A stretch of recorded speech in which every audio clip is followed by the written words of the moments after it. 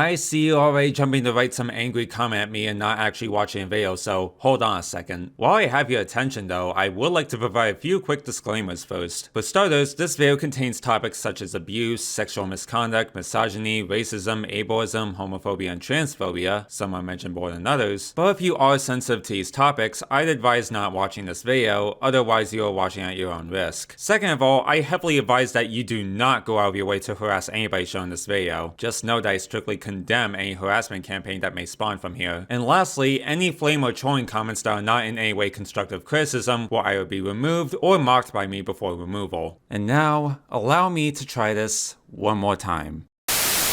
In my earliest video on this channel, I talked about how anybody can call themselves a critic. Whether you like that fact or not, it has remained true to this day, especially on the internet. The world of the internet reviewer is a large one and nearly impossible to escape. Whether or not you come across somebody who is professional or the farthest thing from professional, it does feel like a culture of individuals who just love the art form and want to express that love to everyone by yelling at a Barney movie for 9 minutes. But above all, there is one face that has made this community what it is today, and it's a name I know all of you are familiar with. The irate gamer. Maybe if I had a controller for a hand, I'd have a sporting chance at this game. But since I don't, death is pretty much imminent. Or this other guy named Nostalgia Cricket or Dog Walker or something, I don't know. The Nostalgia Critic is an online reviewer web series created by Douglas Darian Walker, or just Doug Walker, which started as Doug playing a character who looks back on old movies he watched as a kid and realizes how garbage they are. Though nowadays it's just Doug being himself reviewing any movie with some sort of nostalgia connection, all the while cracking jokes. Can you say parents' credit card number? Regardless of how you feel about Doug's opinions or his influence on media criticism via his iconic persona, his impact cannot be understated. While he wasn't the first internet reviewer with an exaggerated personality, he still inspired a generation of passionate film nerds to sit in front of a camera and talk about movies or shows in whatever wacky way they wanted, and popularized the angry reviewer. Some do it as an obvious character, others... Multi-family is everything I love in a cartoon! I hate it! I hate it!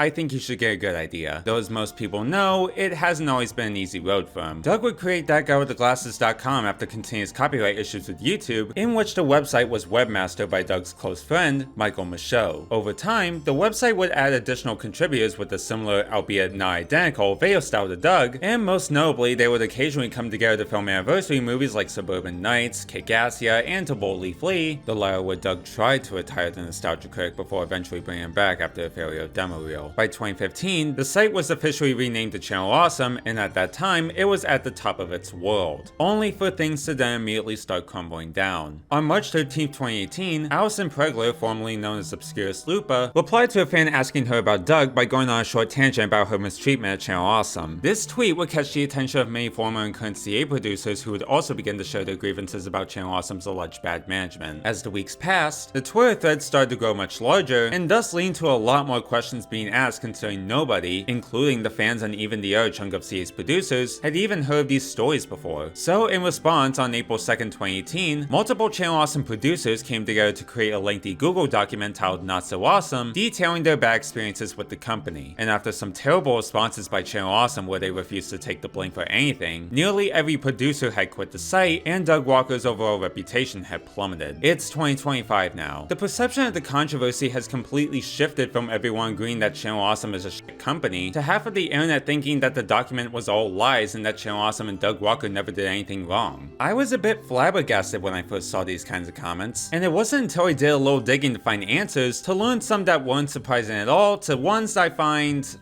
very concerning.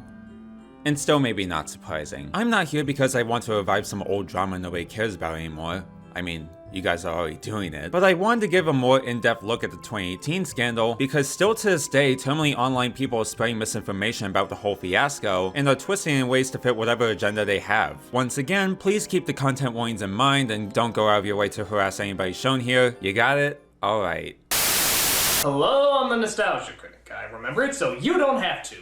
As you all know, I am a perfect god among men who makes absolutely no mistakes whatsoever.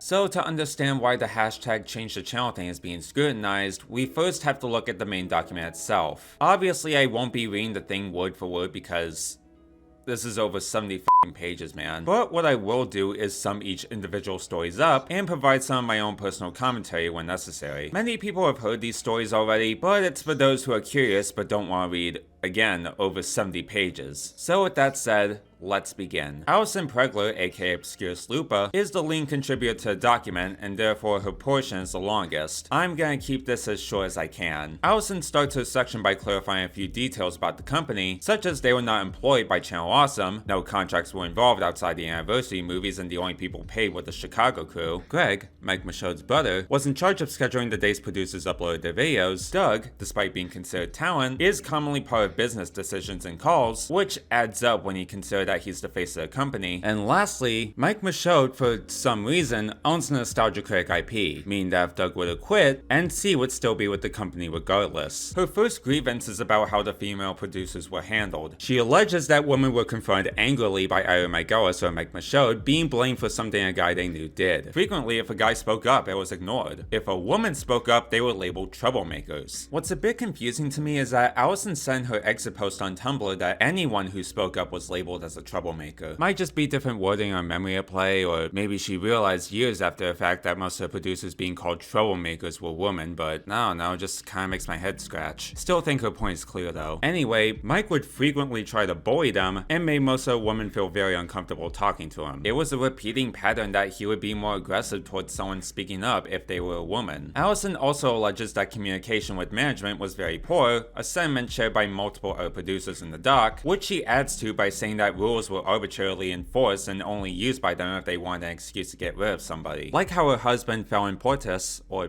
Fellas, sorry if I pronounced that wrong, was scolded at because he made a joke about demo reel and was told to apologize to Doug. She mentions how they weren't a fan of producers going to conventions, even though they paid on their own dimes to go there, because they not only considered them a waste of time despite endorsing local advertising, but Doug also had a bad experience at MagFest at one point. She dedicates a section to the Indiegogo campaign, which went so well that the headline pop quiz Hotshot only released 12 of the 40 promised episodes. They had to be reminded they needed prizes for the contestants. Michaud forced a pilot to be released, which Doug and Rob were embarrassed about. Only the game show and comic show ever came to fruition, while the gaming show just never happened. One of the next ones being a video game show.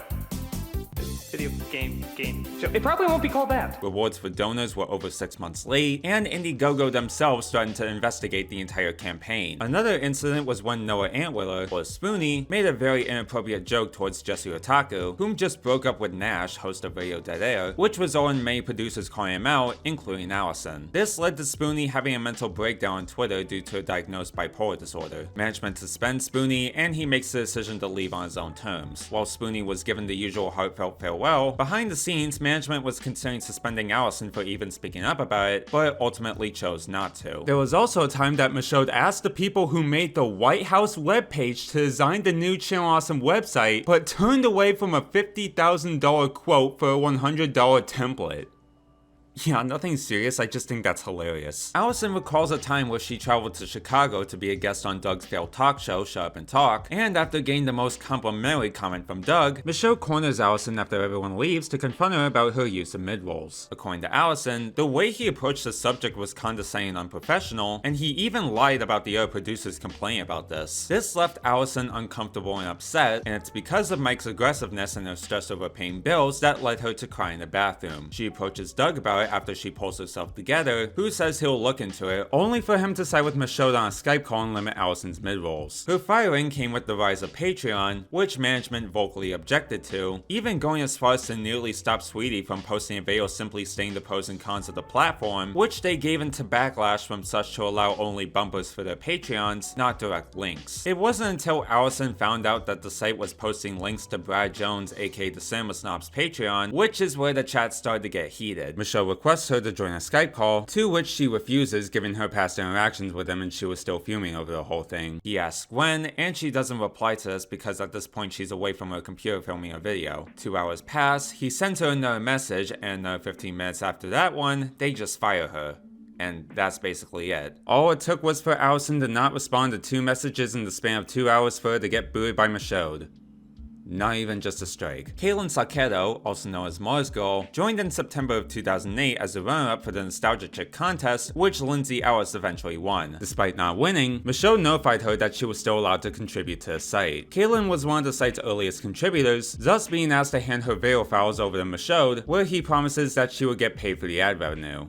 They proceed to never do it. Michaud also got pissed with Caitlin for creating her own blip channel, but once she explained that Linkara convinced her to do it and had no realization she wasn't allowed to do so, he backed off. On one instance, Michaud mistitled one of Caitlin's videos, which caused backlash toward her for making a misleading video, and when people asked her about it on the forums, she responded by saying that the titling was a result of miscommunication and that she'd make sure he understood next time. This led to Michaud to text shout at Caitlin via Skype for what he saw as painting him in a negative light when it wasn't his fault. Though, funny enough, this would happen again even when she tried to be more specific with her title that time. It's also mentioned that CA's Twitter or Facebook would post whenever a new creator's video was posted on the site, and she alleges that her videos would frequently, but not always, not be promoted on either platform. Caitlin also alleges that Michaud was uncomfortable with any producers associating with ScrewAttack.com, which hosted the Angry Video Game Nerd, and this was around the time the critic and nerd rivalry was still relatively new. At one point, Caitlin worked at a Screw Attack convention where, surprisingly, Spoonie was present, and he told her that Michaud got upset with him for simply being a guest there. All of this caused Caitlin to slowly distance herself from everyone on the site, even if it meant missing out on Skype notifications, though management had her email addresses and phone numbers. Her exit from the company was planned for a long time, but her manager from outside CA convinced her to stay for a little longer to keep her viewership and revenue up. Caitlin initially decided that she would leave either when reaching 10k subscribers or a 10-year anniversary on the site, but left earlier than expected after 9 years. Her page was completely wiped shortly after, and no such farewell from the company was acknowledged, unlike most other producers. Holly Brown served as Channel Awesome's human resources manager, someone they listened to 5% of the time and only when they needed help on the anniversary movies. By the way, those are gonna be saved for their own section. She was also part of a failed CA spinoff named Bar Fiesta, which consisted of reviews of bars, clubs, and even bartender stories and how to make certain drinks. She details how one of the site's founders, Mike Ellis, got upset at her for not pursuing a relationship with him, despite the fact he was married, and for bringing certain mismanagement to light. At one meeting, Michaud and Ellis nearly got into a fist fight. Can't imagine how that would have went. Management eventually fired Ellis, and they put Holly in a safe house for a few days out of concern he would do something to her. Okay, but the whole guarding with a baseball bat and sword, plus the pepper spray spraying back on Doug, is probably one of the most Channel Awesome things I've ever heard in this whole document. Since she was in charge of site updates, Holly was forced to work nearly every day, including holidays and occasions where it would be impossible for her to even do work. She'd be lucky if she was able to get Michaud to do the work, but most of the time she had to perform daily updates. She couldn't even be able to request a pre-scheduled update. There was also one time where they made her come into work after her surgery. Channel Awesome later on would share a screenshot that was supposed to debunk this, but based on what is said and with the walkers and Michaud offering her a ride to the ER, this looks to take place before it. Again, she alleged that they made her come into work after her surgery. Then the day came where she drove down to the studio against doctor's orders because she had surgery a day prior and was told that she was being let go without any reason, with Doug being the deciding vote on her employment being terminated. She signed the contract to receive a severance pay, but it would bar her from working in the industry for 3 years, which ultimately took a toll on her life, but she says it has been getting better. Lewis Lovehog, aka Linkara, joined right before the site had rebranded from That Guy with the Glasses to Channel Awesome. This was also when they were just starting to develop their plan to split the site into different satellites. One being TV and movies, the main site itself, video games being Blistered Thumbs, and another being about comics and animation being named Inked Reality, which would be headed by Lewis. Keywords being would be, because after Blistered Thumbs floundered and shut down, which according to a few contributors nobody was notified about, Inked Reality just never happened, even though they were promoting it like it was going to. Another story from Lewis details how at one point they randomly made him a moderator for the That Guy with the Glasses forums simply for just commenting on the lack of moderation, with the only moderator at the time being Filmbrain, and they both had no prior experience to moderating and were just producers on the site, though later on, this duty would be given to someone with actual experience with moderating. Once people started leaving, CA management held calls with each of the producers to address their concerns, including Lewis, who listed out several ideas that could help the company improve, like increased promotion of our producers, reducing wasteful spending, improved communication, and more anniversary movies, since it looked like he was one of the few people who liked being on set aside from problems I'll get to later, and all of those ideas were rejected except for more anniversary movies, though this would never happen. Lewis would make his final point to Michaud saying that Allison's firing made him lose respect for him, to which Michaud replied with a simple,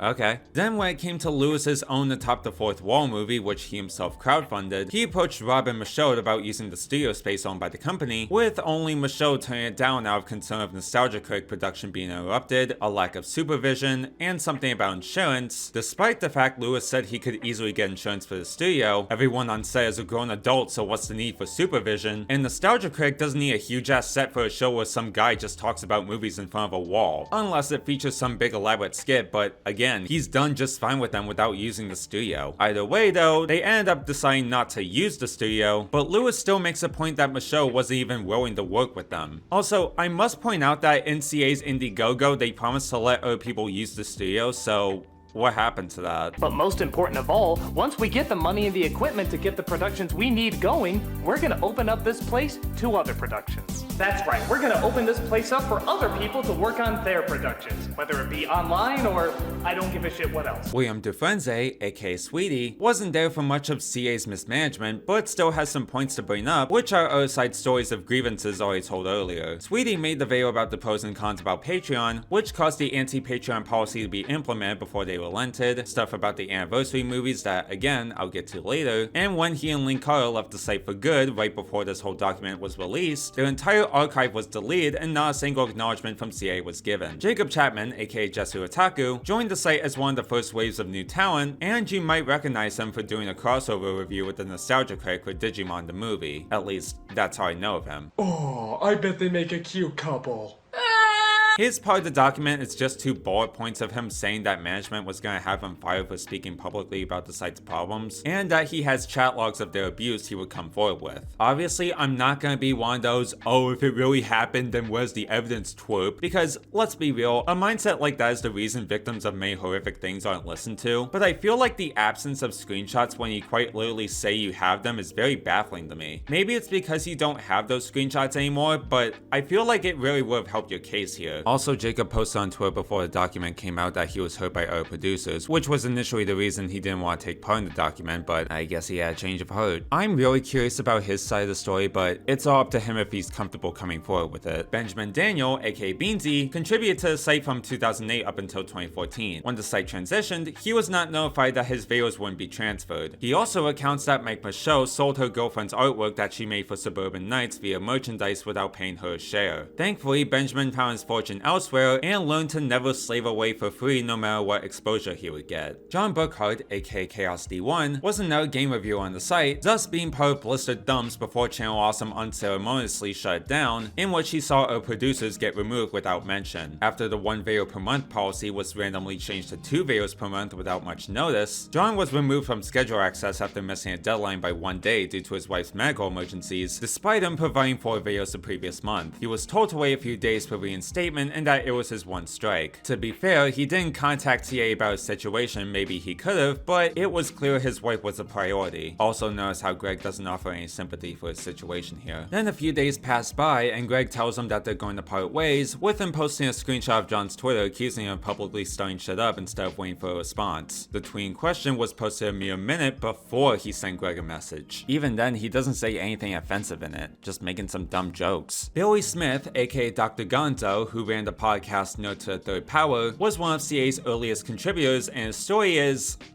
well, you'll see. After the formation of Blistered Thumbs, Billy details that some of the friends he made in the community were talking to him less and less. When he asked Mike Birdman Dodd about it, he passed on a rumor that Michaud was telling the other producers that he was trouble and to reduce contact of him. Speaking of the devil, Billy's confrontations with Michaud were always ugly. The gist of what he was always told was, nobody cares about you, your viewership numbers suck, and the way you make your videos suck. He'd also talk about issues with the MP3 files of his show, and often oftentimes Michaud wouldn't post the file, so Billy would have to chase him down to get him to post it. The continuous treatment from management sent Billy into a deep depression, but the final straw came when former producer Justin Carmichael, aka G-Wario, took his own life in 2014. Don't worry, we'll get back to him. Billy wanted to make a tribute to Justin out of respect, and when he gave Michaud the idea, he replied saying that he won't have to worry about it, immediately following up with, "Nobody knows who you are, they won't care about anything you're gonna put together, we're gonna have Doug or Lewis or someone put something together, someone people actually come here to see." His exit came when the site transitioned, where he suffered a laptop crash that made him lose all of his login credentials, and according to him, they never gave it back to him, thus resulting in him being pulled from CA without ever being told. Okay, so here's the interesting part. In a video about the CTC movement, a YouTuber by the name of Cinematic Venom, whom I'll also dedicate a segment to, shared that he got an email after he uploaded his initial Channel Awesome documentary from someone who said they were an editor for Dr. Gonzo. While he did confirm that Billy commonly clashed with management, he was a C-list producer, and Michaud did tell the other producers that he was trouble, he also reveals that Billy apparently left on his own accord, which caused viewership to plummet, and that he made up the whole Jew-Wario thing as an excuse to leave the site, and when the idea of a tribute was brought up after his departure, he dismissed it. Yeah,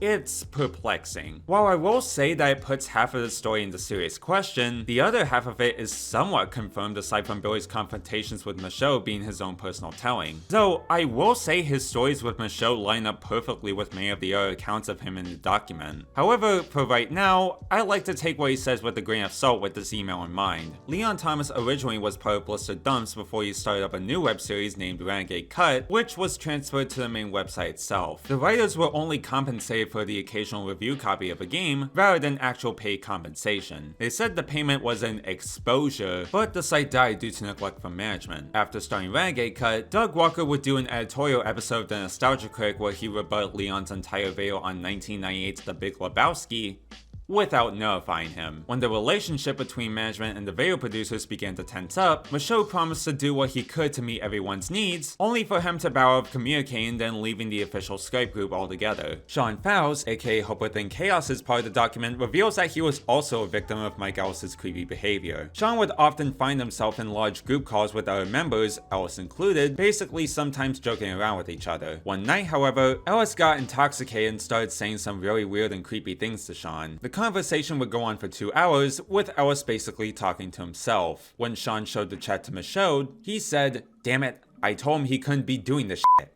I'll take care of it." And afterwards, he never heard from Mike Ellis again. It also gave him a hatred for Seinfeld. Now, same issue I had with Jacob's part in that Sean, despite saying he has screenshots of the whole ordeal, does not provide them in the document, which really could have helped his credibility here. But again, it's understandable if he just doesn't have them anymore. Though despite that, I don't have to simply take his word for it because firstly, Holly Brown also came forward with accusations against Mike Ellis, and secondly, in their lengthy Our Response blog post, Channel Awesome basically said themselves that the conversation did indeed happen. They also said that Ellis' termination was some long legal process and that it takes time, blah blah blah. You get the point. Beth Elderkin started working on a series with Channel Awesome named Awesome Comics, their second Indiegogo fund show after Pop Quiz Hotshot. If you're wondering how it went, they haven't uploaded an episode in 8 years. Beth recalls that Mike promised her an hourly rate for several hours of shooting, even though travel costs would be paid by herself. Odd considering they paid for travel for the producers when doing the anniversary movies. However, Beth would soon learn that she had only gotten paid for a single hour, which was 1/5 of what she was promised. When approached about it, Michaud stated that the company was already losing money and did not specify from there. Eventually, she found a job at IO9 and served ties with Channel Awesome. While she says that her time with Channel Awesome was very fond, she also says that had she been paid what she was promised, she would have been more inclined to stay. Chris Ferraiolo, again, sorry if I pronounced that wrong, aka Safira, was mostly known for working on the That Guy with the Glasses wiki, which the company itself was indifferent on. Chris says they acted nice towards it at first and even gave them some neat offers like autographed DVDs and a sidebar on the official site, only to find out that management didn't like the wiki at all and that several people were being talked about behind their backs. It also mentions how management of CA often neglected the blogs to where nobody was even allowed to post anything. Topher Ames, aka Fool Fantastic, joined the website in October October of 2009 as an article writer, which those were shortly discontinued afterwards, though it would lead him to make his own video series. Right around the time Topher was just getting started, not only was he starting his senior year of high school, but he was also accepting his homosexuality, which was putting a lot of stress on his life. Nervous about talking to Michelle, Topher instead approached Holly, who has been openly LGBTQ. A few months passed by, and Topher learns that his videos were taken off the site. When confronting Barhov, John Marju, and Rob Walker, they claimed that he never contacted anybody about his hiatus, despite him contacting Holly, and offered zero sympathy for his personal situation, even belittled him for it. After an hour, they said they would ask Michelle if it was worth keeping him on the site, but Topher took this as a guaranteed no and took to Twitter to vent on his frustrations, which gave Barhov and Rob an excuse to not keep him on. Will Ryan of An America details in a segment how Channel Awesome had set up a lot of promises like promoting lesser known producers, sponsorships, and a willingness to work with other creators, only for them to never actually happen. He also grieves about how certain producers he witnessed get fired like Chaos D1 and Tom White were let go for unnecessarily harsh reasons, and CA itself didn't do enough to convince viewers that there was more to the website outside of the nostalgia critic. Tom White, aka He Is an Evil Genius, begins his segment by briefly describing how Mike Dodd was poorly treated and or ignored by CA management during his time on Blistered Thumbs, and in a Skype call between Tom and Michelle, the latter was just casually implied that Dodd was being let go, which he has an audio recording of, by the way. Also, I believe Mike Dodd was waiting for his password too, so I don't think he's online right now, but... I mean, that's one person where you might not be bringing in, so... Another incident was when Tom hosted a video game music contest on his channel, where Michelle offered the Sega Genesis as a prize, but since the winner of said competition was in Russia, there were issues with shipping to where it hadn't been sent out at all. Tom tried to get a hold of Michelle when the issues were arising, but he never received a reply. His booting came for pretty much the same reason John got cut, in that he missed the deadline only once due to a personal situation, but he actually managed to get one last shot. However, this wouldn't last long as he quit after seeing how John was treated. Lindsay Ellis joined the site as the winner of the Nostalgia Chick contest. Yeah, I'm sure you know who she is by now. Lindsay says, adding on to Allison's segment, that during 2013 to 2014, there was a harassment campaign against Channel Awesome's female producers. While she doesn't go into specifics with this paragraph, it should be noted that it was just around the time the internet saw the rise of Gamergate, which has been described as by Wikipedia, and I quote, a loosely organized misogynistic online harassment campaign motivated by a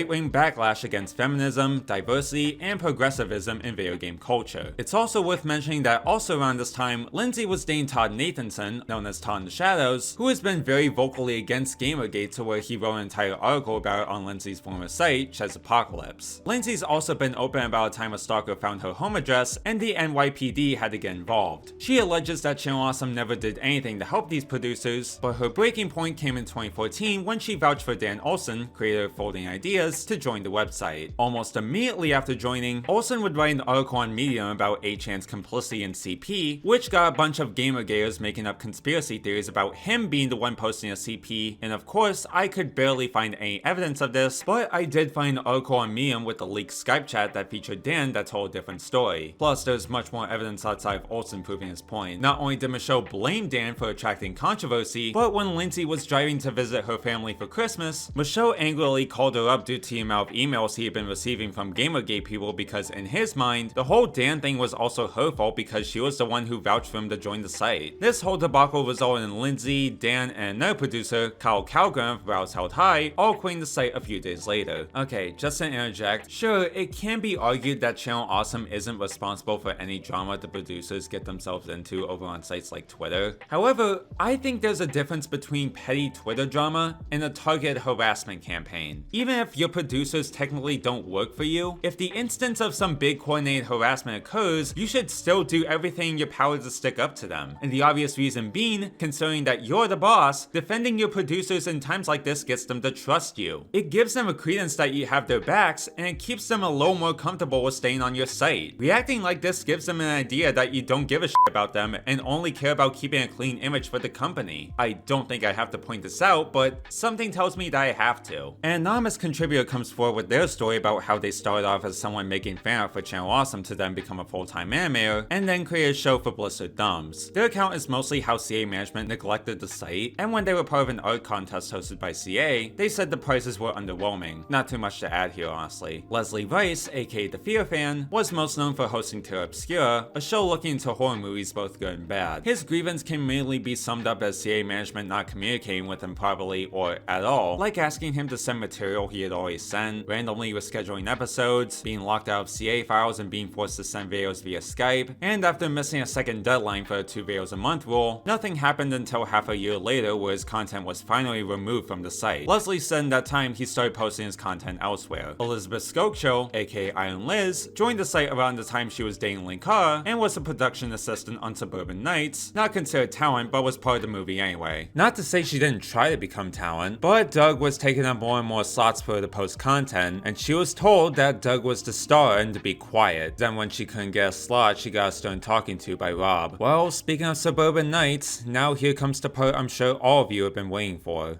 Alright, where's that free? No!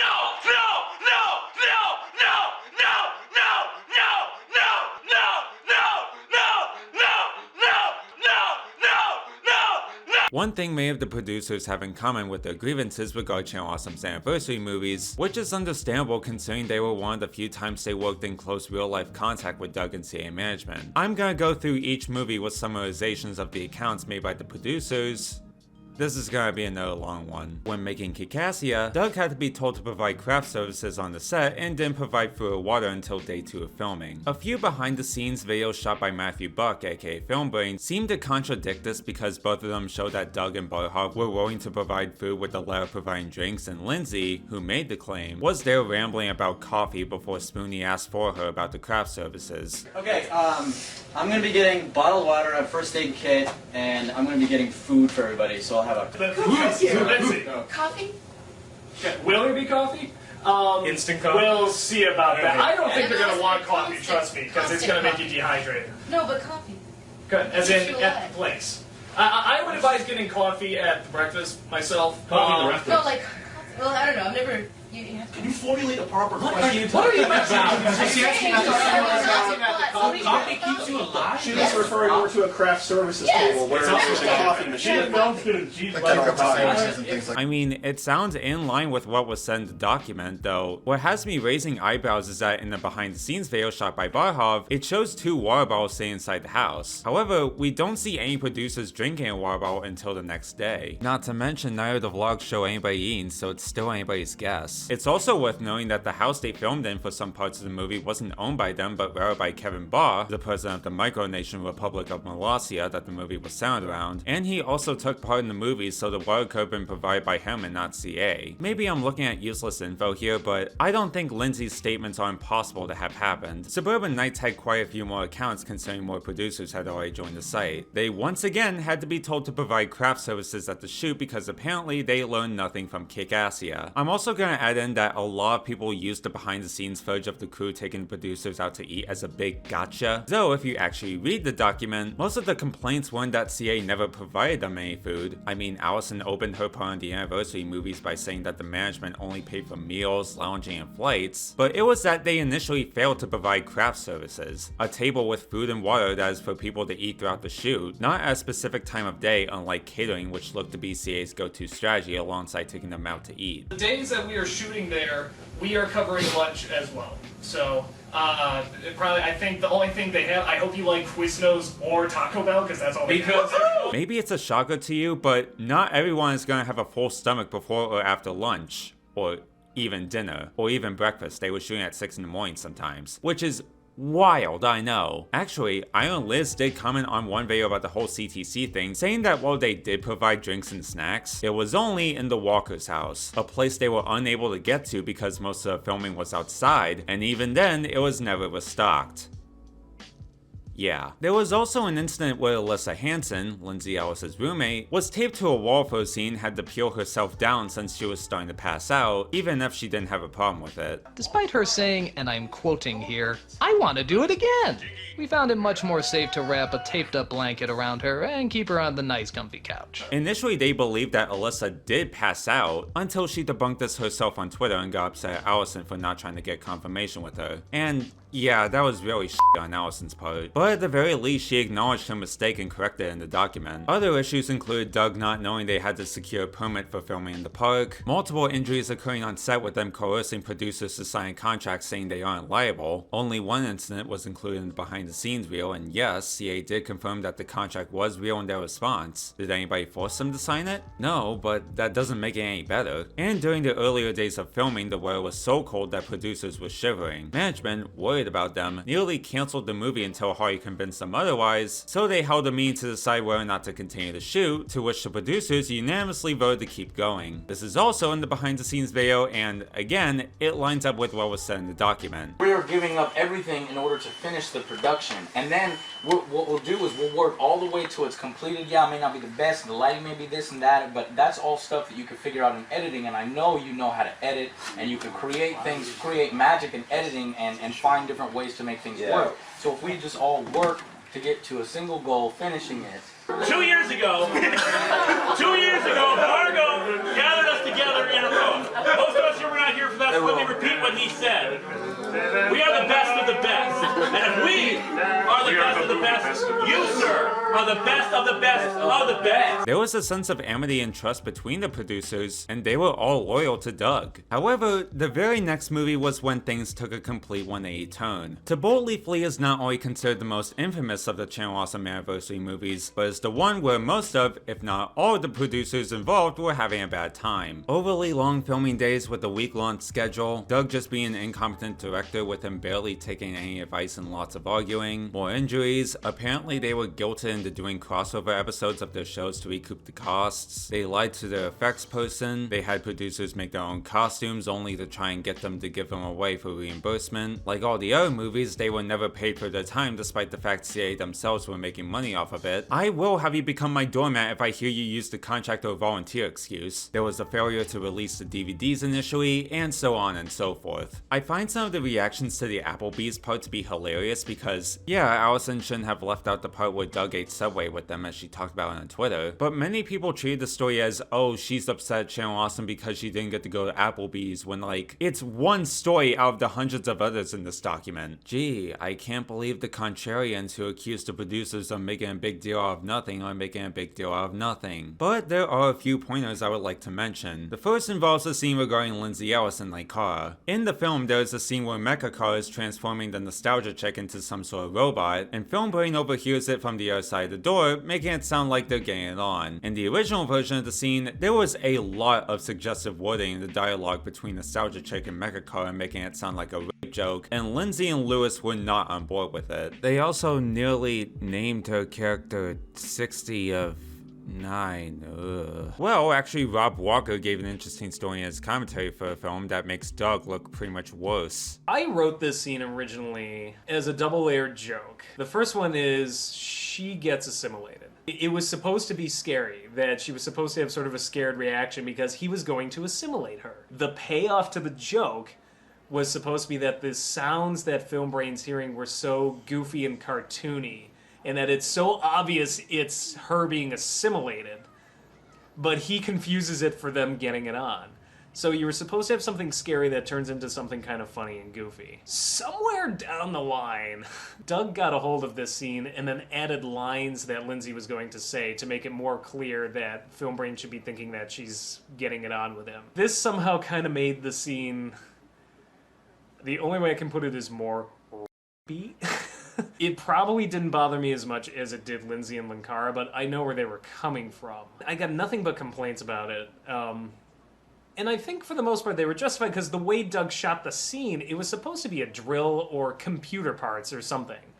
The original way it was shot, when Kara pulls out like a long drill screw and sticks it between his fingers as if it were his middle finger. And like, they're telling me this. I wasn't there when this was shot, and I'm like, oh my God. So I insisted to them, I insisted to Lindsay, I'm like, listen, Lindsay, I will not let the scene come out if I think it's gonna look like you were getting raped. I will personally edit the scene myself and work on it. So I did do that. I did the Foleying. Doug did the original Foleying, and poor Doug, as he says, he's like, I'm just too naive. I don't get, you know, what the problem is, like, because I don't think that way. But his original Foleying was like violent slams against the wall and glass breaking and all of these thuds and these strange screams out of Lindsay. And I'm like, no, Doug, no, we can't do this. So I tried to add the Transformer sound effects and little drill sounds and sort of construction sounds to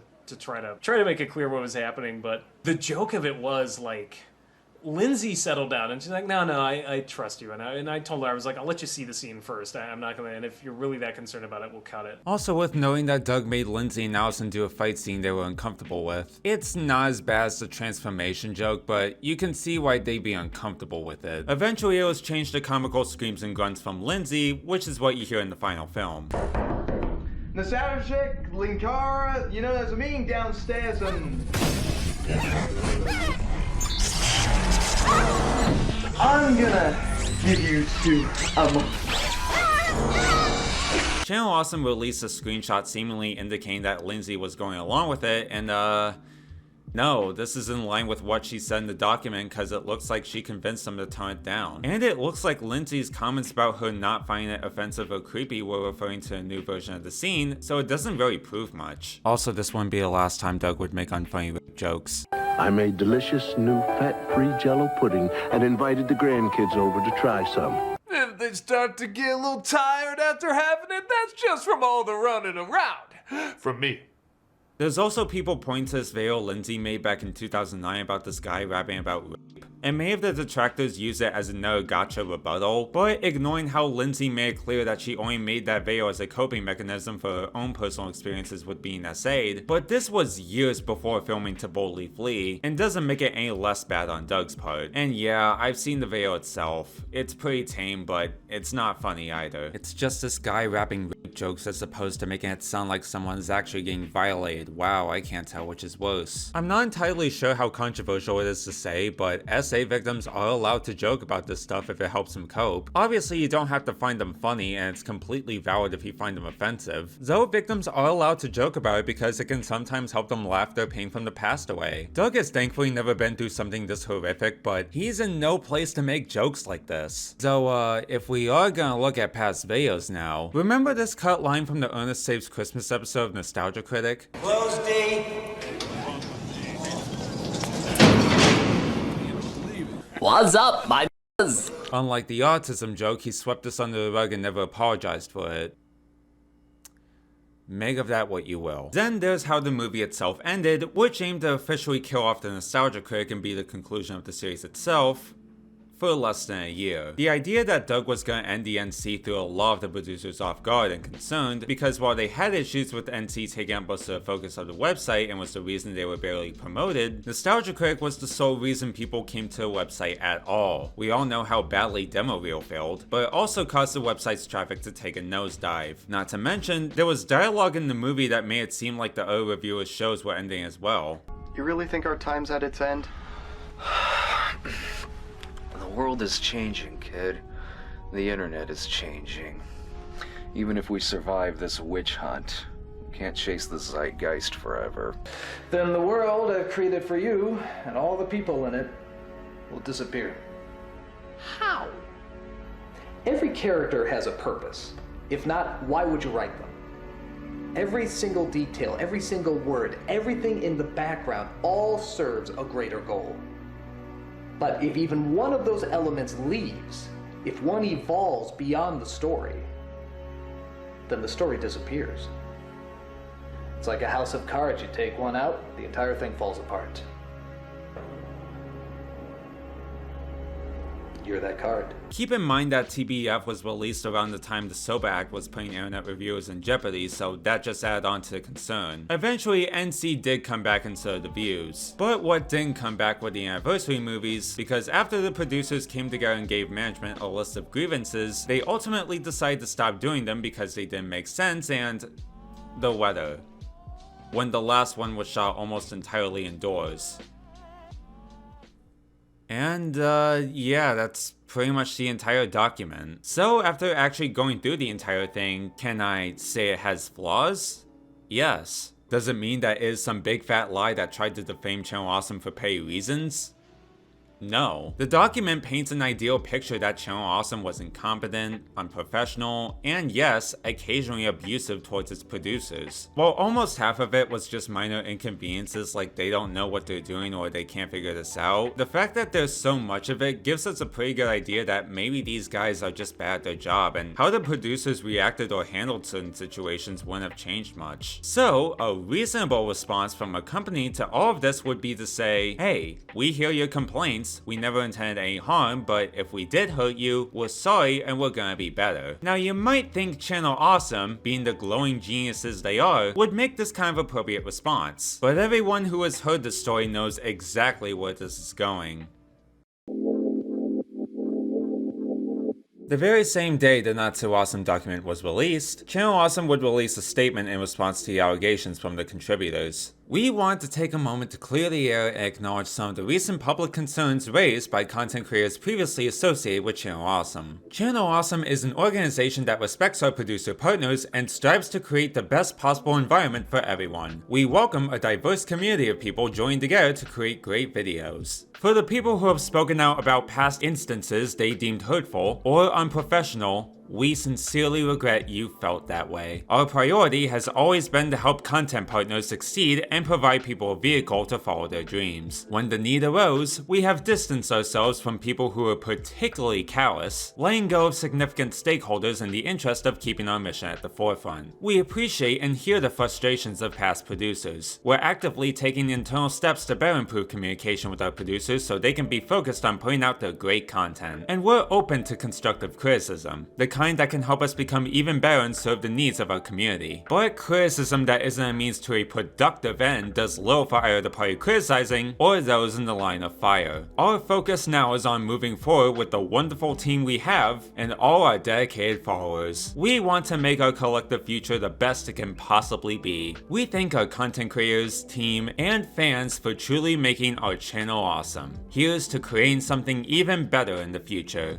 This response was immediately met with immense backlash. As while the statement did say they were listening to criticisms toward them, by definition, they never actually apologized and took accountability for anything that was accused in the document. As a result, many Channel Awesome producers started to quit the site en masse. Over a week later, on April 11th, CA released another statement, not only longer in length and continuing to refute any blame, but they also made the ballsy decision to antagonize the former producers. Some of the points I haven't already mentioned include accusation. A few content partners alleged a misogynistic work atmosphere by Channel Awesome. Fact. Channel Awesome's current and former female staff, including Tamara Chambers, Rachel Tights, Ayana Wade, and Heather Roos, have had vastly different experiences than the ones described. Yeah, no shit, bud. Not everybody is gonna have the same experience with the company. This also just gives off I have marginalized friends so I can't be a bigot vibes. Accusation. Holly Brown makes numerous accusations throughout the document. Fact. Holly Brown is a former employee and shareholder who was allowed to resign. Unfortunately, her accusations are not true and are vindictive in nature. Not only do they not back this up with any evidence nor provide any examples for her lying, saying Holly was allowed to resign implies that she was telling the truth about getting fired. Jesus Christ, you guys are so bad at this. Accusation. Lindsay Ellis alleges Channel Awesome did not do enough to protect female content partners from abusive commenters. Fact. Channel Awesome has a strict policy regarding our community, including IP banning all abusive posters, as well as banning their account via username and email and continuing to monitor our forums. We worked with Lindsay directly to help her address issues relating from an abusive commenter. Then they showed chat logs of them working with Lindsay to IP ban said commenter. And yeah, that's nice, but I think that's far from what she was talking about in the document. Accusation. Multiple content partners state payment for their contributions to the site were not compensated. Fact. It's just just this continuous ramble about, oh, we paid you an exposure, and it was explained from the start. Yeah, it doesn't explain why you lied to the faces of Caitlin, Beansy, and Beth about paying them though. Then they use Alison Pregler's behind the scenes recording for the Tibaldi Flea DVD to debunk her claim of everyone being miserable, and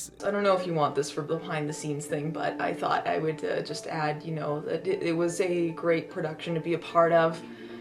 It was a lot of fun to be part of this and Suburban Nights. I hope that future projects are in the works and that, you know. Yeah, she sounds so enthusiastic. So if you thought it couldn't get any worse for themselves, well, it does. In the not-so-awesome document, one anonymous contributor comes forward, whom they name Jane Doe for the sake of privacy, about another producer who they also don't reveal the name of. Jane alleges that this producer had groomed them and taught them about having sex, when according to them, they were 18 but had the mind of a 16-year-old. Potentially means she just turned 18 around the time this happened. I could go on about how turning 18 doesn't mean you've automatically matured and you're still vulnerable. Plus, grooming by definition doesn't always have to do with being underage. Also, even if she didn't just turn 18, the age gap is still fucking creepy. But that's not the discussion right now. Then another victim came forward with their story about how this producer had raped them while they were at MagFest, a convention commonly attended by the suspect. This story was added onto by former producer Count Jacula, and while I'm not gonna go into details to avoid this video getting taken down,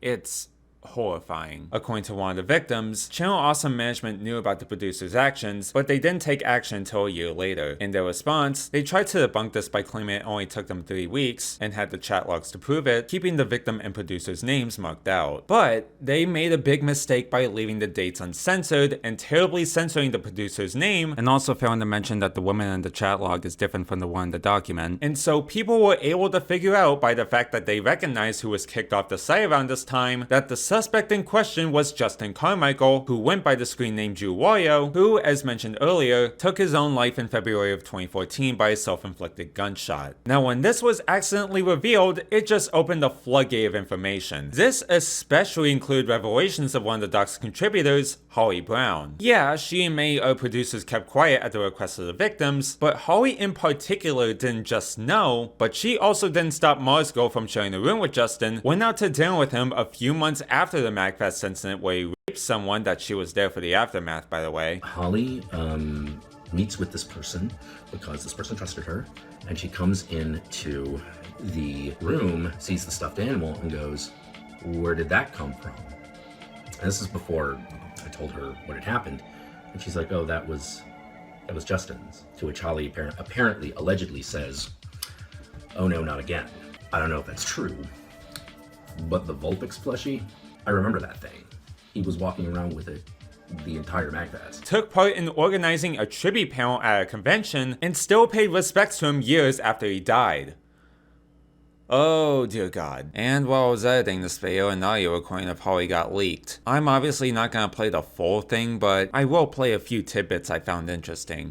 Yeah, definitely don't worry about people with Change the Channel. I don't talk to Allison in particular anymore because it became very clear that everything is about her 100% all of the time, and that she was just using me. I have not spoken to her since January 6th. And yes, that January 6th. But like, they don't think that they need to do anything for anyone else. They just want things from other people and don't think that they should ever have to give anything back. And that was basically why Allison and I fell out, was because I was like, it's just take with you. And I know that what I thought was best was not always the best thing because of the environment I was in, but I made the best judgment that I could.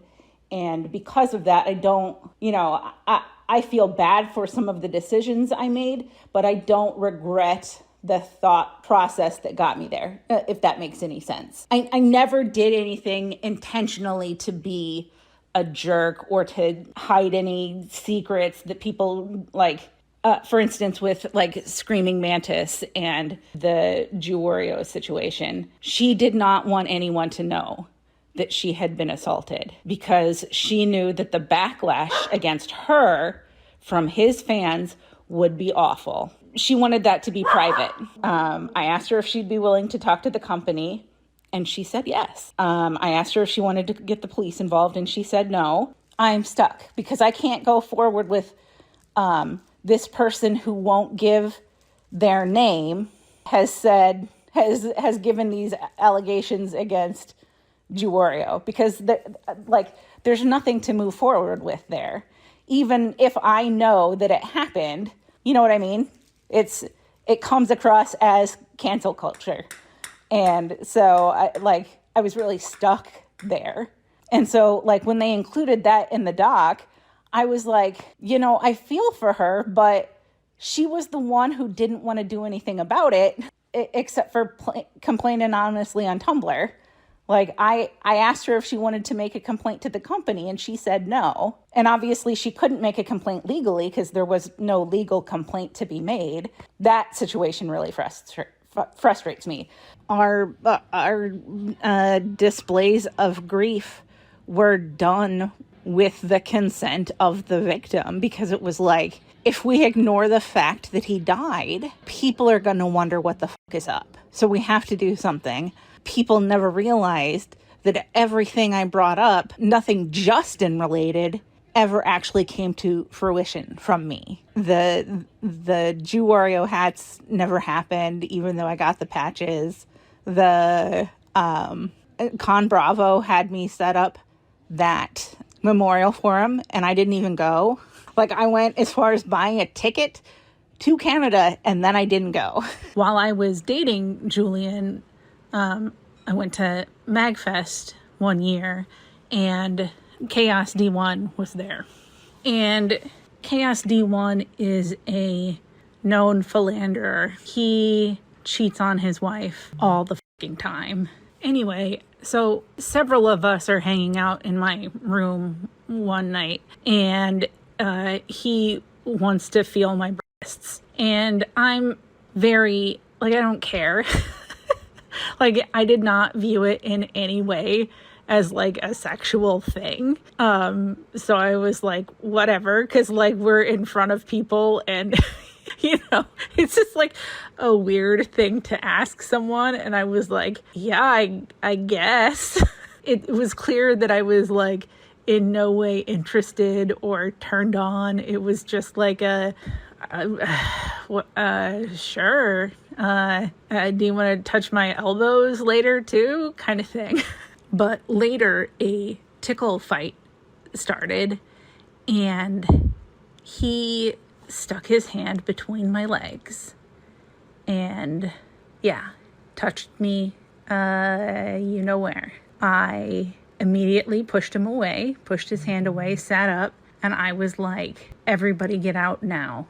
He was already cheating on his wife with one of the girls in the room.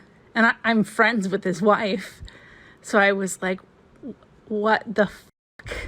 I told people about this after it happened. Well, Matt was at that MagFest, and he, I guess, forgot, or I wasn't clear, but because on the last day that we were all there, we were getting ready to leave to say goodbye, go to the airport or whatever. And John, who is Chaos D1, asked if he can come to my room. And I was like, why? He says, I have something I want to give you. And I was like, oh, okay. He's like, yeah, I have a gift for you. And I was like, okay. And so I immediately messaged Matt, and I was like, can you get here as soon as possible? Because John is coming to my room and I don't want to be alone with him. Yeah, it's a mess. But how did Channel Awesome also handle it? Well, they still did the proper thing by lawyering up and letting him go, but after his death, they proceeded to release a tribute video they didn't have to do but did anyway, with Doug saying nothing but positive things about him, knowing what he did. Yeah, what Holly did was still f***ed up, not defending that shit with the yardstick, but that doesn't make Doug and CA any less guilty either of protecting the image of a rapist. Not as bad as Holly going out to dinner with Justin a few months after the MagFest incident, but complicity is still complicity. Because of this revelation and every other way Channel Awesome has been handling the controversy, almost every single remaining producer on the site was gone in a flash, with the exception of two. Larry Bundy Jr., also known as Guru Larry, who has admitted he stayed on the site as a meme until he was let go in February of 2024, and most importantly, Brad Jones, who also goes by a cinema snob. He's significant because he has been a Channel Awesome loyalist since the very beginning, quite literally, and in that time he has always stuck by the company's side and has gone as far as to even defend them against the allegations made by the producers. Okay, we put out a little tweet where we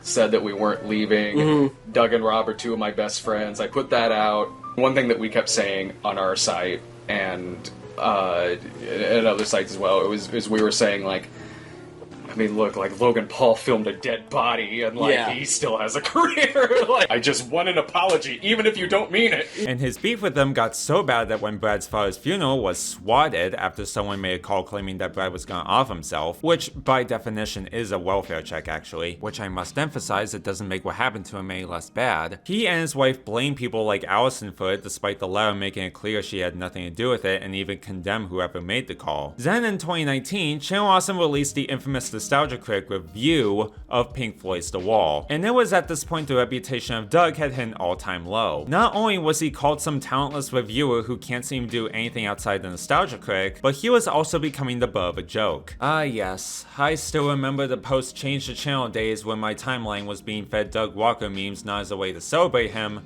but to make fun of him. How did Tupac die? Oh, fuck!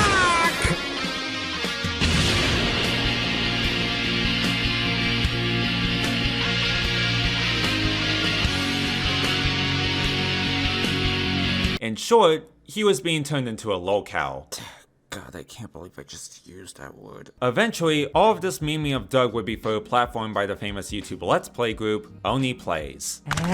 Oni Plays would make lots of jokes at the expense of Doug to the point where there are two whole compilations of it, with the more notable ones being an imitation of his high-pitched screaming voice. I hate his criticisms of that movie because he's like, what?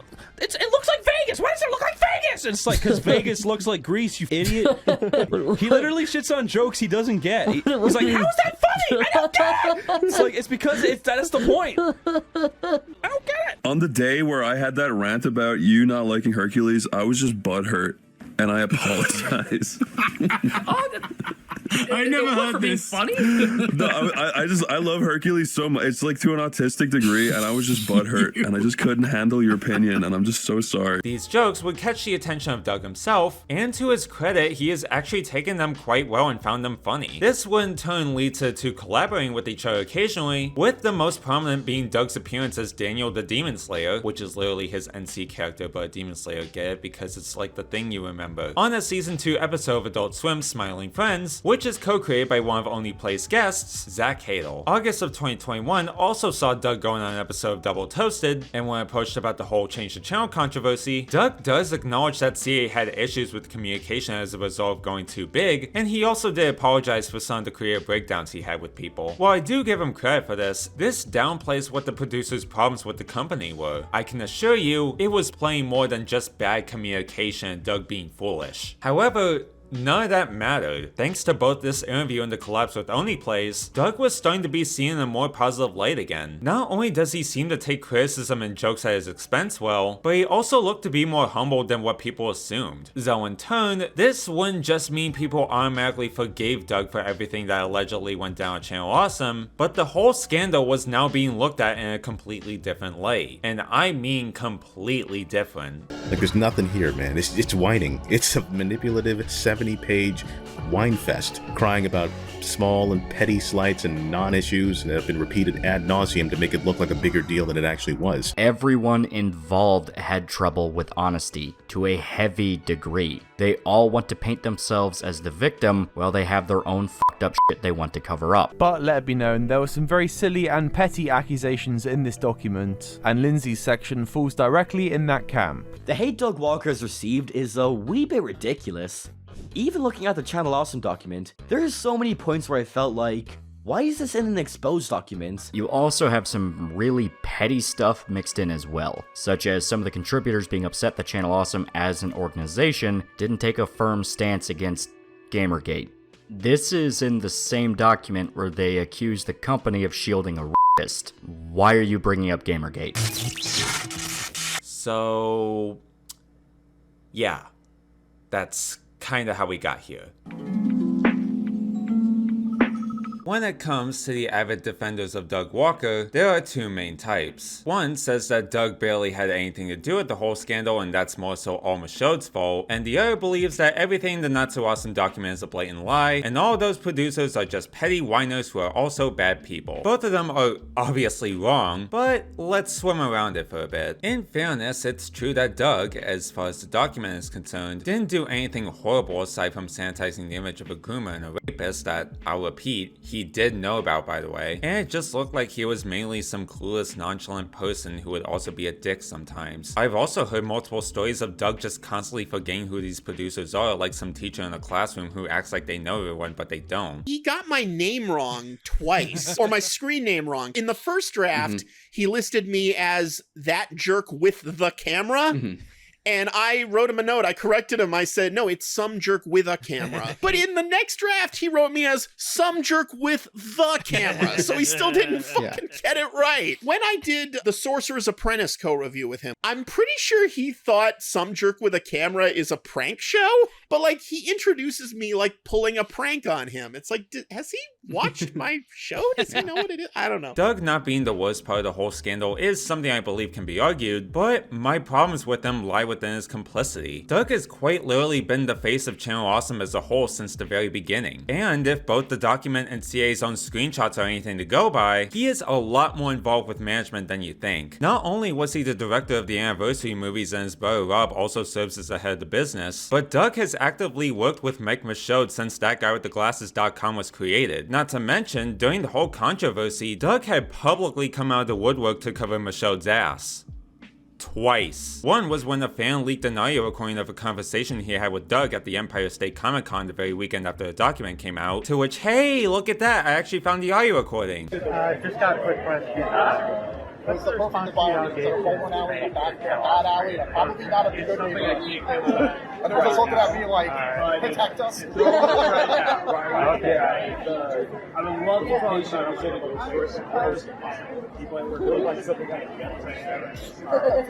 it's a favorite story of me insulted James Gunn at the bar. In fact, Doug was gonna be at another convention in Atlanta the next month, but it looks like his appearance was cancelled. I'm not making assumptions, I'm just putting that out there. And the other was when CA released a lengthy response, and Doug linked it to his Facebook with the caption, "Channel Awesome has always tried to keep our dealings with our content partners out of the public eye, and despite any differences or disagreements, we have never publicly spoken negatively about any of them. But a response to the accusations leveled against us must happen." This is a guy that has known just about everything the show was doing. If he really was just talent, he could have easily spoken up and stood with the producers, but he has chosen to keep his lips sealed and side with Michaud. I know this is hard to believe, but saying that Doug isn't anything other than talent and thinking he's more of a victim here is flat out wrong and exasperatingly naive. But again, since Doug technically wasn't the worst part of all this, it's a perspective I can see where people are coming from. The other belief, meanwhile, oh boy, do I have a lot to say. The more extreme argument of it's all the producer's fault and CA is innocent has been heavily platformed by people like Anti-Woke Channel, the almighty Lollipop, and smaller YouTuber but significant here, Nettles. I'm focusing on the latter's video not only because he has made his video series solely on the accusations, while Lollipop has made his mini-series about both that and the anniversary movies, but he is the one I constantly keep seeing propped up whenever people argue that the Not So Awesome document is a lie. So let's talk about Nettles. I was 18 but had the mind of a 16-year-old. What does that mean? Lady, you're an adult. At 18, you can vote, you can own your own property, you can buy a car, you can join the military. I mean, sounds to me like you're a sheltered adult who never had sex before, but that's not grooming. I'm sorry, sweetheart, but you're not a victim here. You were not raped. raped, you were not assaulted, you were not groomed, you had sex with a man that you chose to have sex with and then later regretted that, and now you're blaming Channel Awesome for it. It's already crazy enough that you said there are no victims when there are people who have come forward with stories of sexual harassment / assault, grooming, verbal abuse, and overworking in this doc, but now you're telling someone who was likely still mentally developing and had just turned 18 and was exploited by the sex pest you despise that she is not a victim? A 40-year-old man taking advantage of the ignorance of someone who is still maturing and using her for sex. Yeah, no, she consented, so she's not a victim. Jesus fucking Christ. Now has made this entire 8-part video series about the Not So Awesome document, basically nitpicking every little detail about it. I mean, he does side with some of the people featured in said document, even though he just says that management was bad and then he was upset because his girlfriend's artwork was being sold by Channel Awesome and she didn't get a share. That sucks, bro. I'm sorry you had to deal with that. However, did your girlfriend sign anything entitling her to a share? If not, sorry dude, next time get it in writing. So, you feel bad for Benjamin's girlfriend for having Michelle profiting off of her work behind her back without her getting a single cent, but because she didn't sign a contract that she was never offered to sign, she partially takes the blame. Yeah, that makes sense. And he does bring up actually legitimate criticisms like some screenshots not provided when there could have been, the Alyssa thing being exaggerated, and Holly's relationship with Justin. Admittedly, I do feel bad about brushing the series off as nothing but victim blaming because, again, he does share some good points, so I can't entirely discredit him. But after actually watching the whole thing myself, no, I wasn't initially wrong. A lot of the time to where I can say it's most of it, Nels just points the finger at the producers saying they're also at fault, and in certain cases acting like the events were exaggerated as if he was there to experience them. She's trying to make it seem like Mike threatened her, given her use of predatory language like cornering. All he did was tell you to stop putting so many mid-rolls on your videos and you're acting like he assaulted you or something, having to run to the bathroom to cry. While it can be argued that some of the producers could have handled their situations better, Nels uses the argument as a way to deflect the blame onto the producers to say that they're complaining about nothing, while also barely acknowledging how badly CA management has acted. He also misreads the grievances a lot. That is priceless. Doug made an honest mistake and I didn't get to go to Applebee's because of it. Apex of abuse right there. I love how you can obviously tell that they're not acting like this is abuse, but you have chosen to exaggerate their words anyway just to fit your narrative. If you read this document and come away with the impression that they're comparing the likes of Doug not liking anime to abuse, I'm sorry, but you're actually a moron. I understand that many people are confused as to why many awful shit in this document is thrown together with stuff like Doug doesn't know how to operate a camera and is sometimes an asshole. However, not only have the heads of Channel Awesome done very bad stuff, but they were also very shoddy at their jobs in general. It's easy to brush off how there's a lot of they didn't know how to do this or that, though the inclusion of these minor inconveniences show just how absurdly inept this company was, and never did they actually attempt successfully to grow, change, and act a little more professional. It's not filler, it's just adding to the pile of problems with how the company operated. Lindsay Ellis actually put it best in her segment of the document. Everyone who gets into film has a learning curve, but Doug and Co barged in like they have nothing to learn. All the very serious stuff mixed in with management's total incompetence may sound baffling on paper, sure, but having both of these combined is supposed to paint a clear picture that maybe, just maybe, these people are not qualified to be running a goddamn business in the slightest. But sure, Nettles, it's all a bunch of nothing. One night in particular after a call, Ellis kept messaging him on Skype while he was drunk. For these 2 hours I typed not one word to him, but he had this entire conversation with himself and multiple times tried the whole sorry I didn't mean to scare you off tactic on me, as if it was going to make things better. So why didn't you tell him to stop? Oh my god,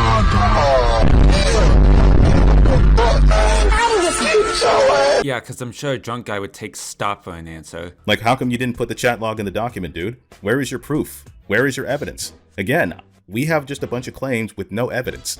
I just have to take you at your word.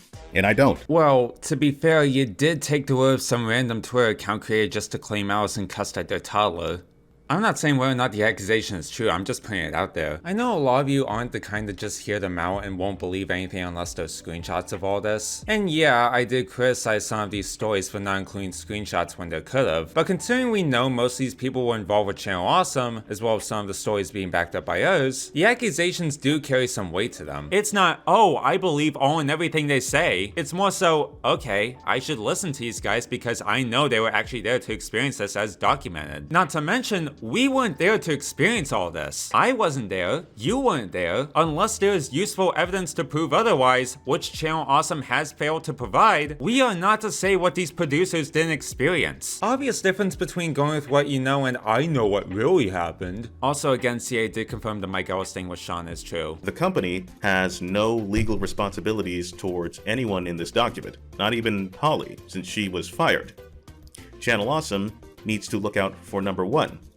And bending the knee and disrupting their revenue stream to appease a bunch of disgruntled, angry ex-producers looking to be validated simply isn't a good business move. Channel Awesome doesn't have to apologize. That's always been up to the company, and they just don't feel like they owe one. It seems to me like you people are just angry and are trying to guilt and shame them into submission. Can't you imagine how horrible it would be for Channel Awesome to own up to their mistakes and face the consequences? Think about poor Doug and his big CEO friend. They could lose so much money that they could starve. Leave the corporation alone. Okay, in all seriousness, I do understand the company has no legal responsibility for these producers. You're correct there, but like, why is it so hard to just say, hey, we're sorry you had a bad experience with us and we are working to improve ourselves and nothing else? Like, good lord. I mean, for all your talk of harassment and abuse and sexism, the fact remains is that you never left. In spite of everything that you claim you went through, you stayed until you were kicked off. You didn't work there, lady. There was no contract binding you to the site. You could have left any time. Because it's apparently that easy now. In a snap of fingers, you can leave your bad job and find a new perfect one that pays your bills and treats you right. What's that? Most easy to hire places treat people like shit with low pay and it's hard to get a better job than it? Oh well, that's just business for you, kid. It's totally not like whether or not they quit or chose to volunteer on their anniversary movies wouldn't make any impact on how CA runs its business, nor is this a textbook example of victim blaming. That's silly. This is a complete 100% unbiased look at the document. Anyway, this pointless argument would sour his relationship with the core team, the channel team, as they all dove headfirst into wokeness. See, not biased. But I get it. It all makes so much sense now. Why did all of Change the Channel just give up on their movement after a year? Because of Wario. And many of the people crapping on Channel Awesome knew about it too, and they didn't want to be called out as hypocrites, so they all just gave up. That's false. Change the Channel didn't fall apart because these people turned out to be hacks. They did things worthy of criticism, yes, but the real reason it fell apart was because there isn't much of a fucking channel to change now. CA didn't hold themselves accountable, so their reputation plummeted, and everyone involved in the movement has moved on. They keep talking about it because stalkers keep harassing them about the whole thing, alongside CA fanboys making up revisionist history, aka you, Nettles. I'm bored. And you know what I do when I'm bored? I spend hours talking and laughing at petty internet drama from 6 years ago that nobody cares about anymore. I could go on and on about how mostly wrong this guy is, but for right now, I want to move on and make fun of another guy who happens to be involved with this whole anti-CTC thing. But his story is quite interesting. Robert Bohr, who goes by Cinematic Venom, has been considered to be somebody outside the Channel Awesome producers to have led the hashtag Change the Channel movement with the amount of videos he has made on the subject. Most of them were deleted by him, but they have been archived, and yeah, he made a lot of videos about Channel Awesome. One of them was for some ungodly reason a diss track? Yeah, he used to do raps. Hey Channel Awesome, do you remember me? Hey! I got featured on your site, you come to get CV. Nah. It was a while back, but I'm jumping the gun. Oops. I did these sketches, and this is fun. People dug and views would skyrocket to Sun's boycott. On the longer watching these punks, people want a part 6, and you've got it to come. But let's rewind the clock to have some fun with these punks. Snubbed up a damn Grammy. His most notable video was an entire over-hour-long documentary basically going over the Not So Awesome document with his own commentary. Plus, he shares a time where he beefed with Tamara Chambers, one of CA's now former-ish employees, over that she wanted him to take the intro she made for his channel off after he made his Channel Awesome videos. At the start, he was on the producer's side, but that's when he started getting some beef with former producer Erod, who chastied him for acting like he was there for, quote, what we went through. Yeah, he uses we as in he and the other producers, even though he said in his CA departure video that he never went through the worst of it, and yeah, that's weird. While my experience with Channel Awesome hasn't always been perfect, I never experienced any kind of abuse or any kind of trauma that made me consider leaving the site before. My one real grievance is that the communication was always somewhat core. But he was right in that Rob was getting too involved with the movement he had no business trying to associate with anyway, as well as learning how much of an asshole the guy actually was. Just so you know, he tried to promote his Channel Awesome documentary to Keemstar, and it resulted in many producers cutting ties with them. Rob fell into a deep depression, which I'm not gonna deny, by the way, I don't lack empathy. And a few months after the initial documentary, he released another one about the downfall of #ChangeTheChannel, and I don't think he could have embarrassed himself any further. Only 3 people actually checked in to see that I was okay. None were former Channel Awesome producers. And the other 2 were misanthroponians. I am so sorry, I was just jump scared by the sudden appearance of Misanthropony there. Most of his videos is him whining about, oh, I looked up to these people and they like my documentary, but they don't want to be my friend. Then he goes on a humiliating tangent about his past content that, in his video, he takes back every apology he has made about them. First off, he admitted to making jokes about Tamra, but this was another thing that I said sorry over, but I don't think I should have. The thing is, they're jokes. And proceeds to defend his use of the N-word and rape jokes with so much whataboutism and poor excuses. But it's cool, Rich doesn't speak for all black people. So it's a good thing that other black people didn't speak out and defend PewDiePie for saying it. You know, there's a reason this video faced so much backlash that he made one last documentary self-reflecting before he deleted his entire channel. I literally have to expose my entire personal life to prevent lies being spread about me. Then he came back to YouTube, and to this day, he continues to be involved with very stupid drama, as well as becoming another anti-CTC person blaming everything on the producers, all because they didn't want to be friends with them. I've seen a lot of people, including Iron Liz, who turned out to have gone red pill funny enough, use the excuse of not listening to a document or saying that those people deserved it because they all turned out to be bad people themselves, which...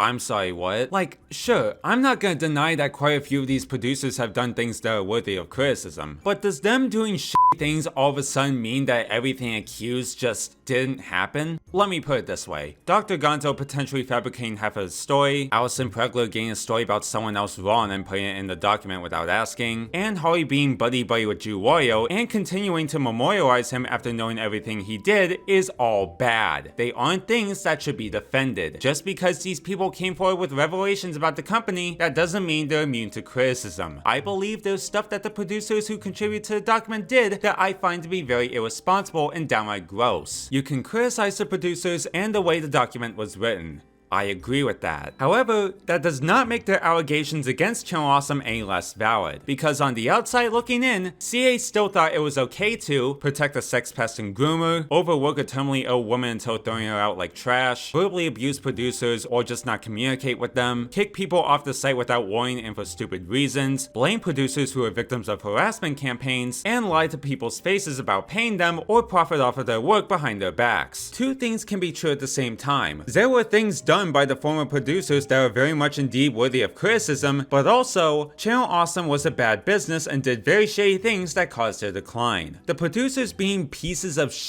doesn't mean their side of the story is automatically false or that they deserved it. For Christ's sake, I still consider Iron Liz's part of the story to be valid despite her going full MAGA, which she has been open about. Transsexual, yep, I'm post-op. Yes, you're post-op, and you are not part of like the social justice mindset, hive mind. No, not at all.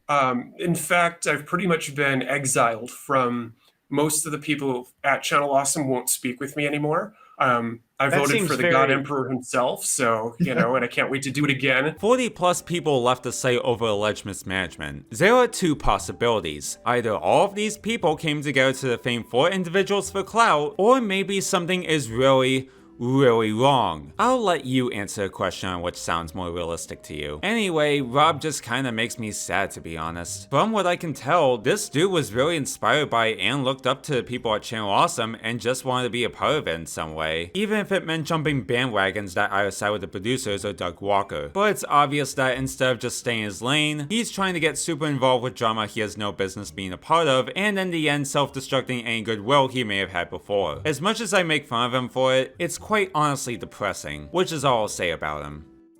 Okay, one more thing about Nels, because his part about the fallout is probably one of the instances I found common ground with him, which isn't saying much. I mean, seriously, Dr. Gonzo, he wanted to kill himself because Mike Michaud ignored him. Wow, I guess lying's just only okay when you do it. Well, I guess speaking of people purposely twisting information to fit their narrative,